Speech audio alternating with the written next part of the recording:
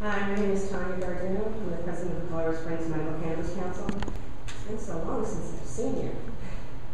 We're here as the council. We do not endorse or reject Amendment 64, and that's because we've got so many people on both sides. We've got patients who don't want it to be legalized or regulated.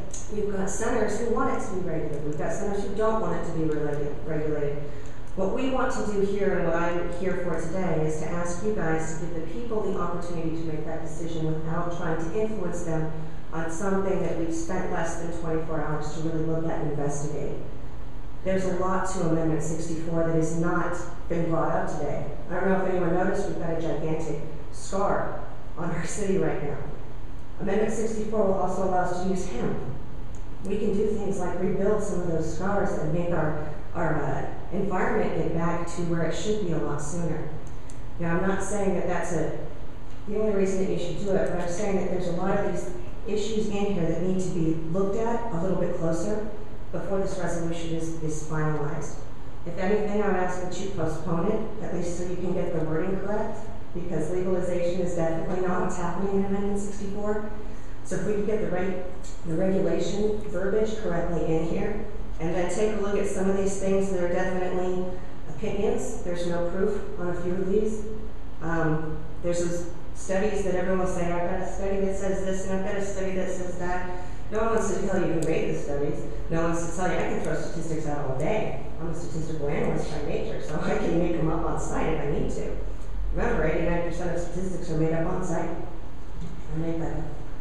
So the point is that there's just as many studies that say that the gateway is not necessarily marijuana, but how people get their marijuana.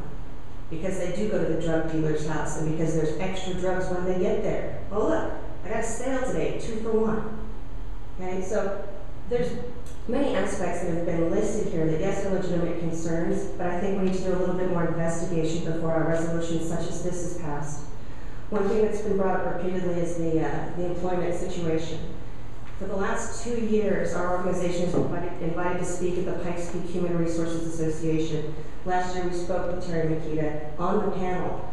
And one of the things that a lot of employers are looking at is they're looking at not necessarily, per se, as a small business owner, a zero tolerance rule, because you're really going to come down on an MS patient who just happened to medicate last night by using her bubble bath, and then she came to work and still tested.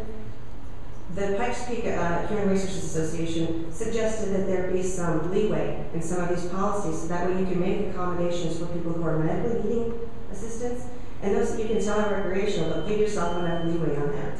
So that's just a point on some of those things. But as I said, I just was hoping that you guys would take a little more time to investigate this before you put the resolution in place. If anything, just a postponement until you can get more information, because there's a lot out there. Thank you. Thank you. Anybody else?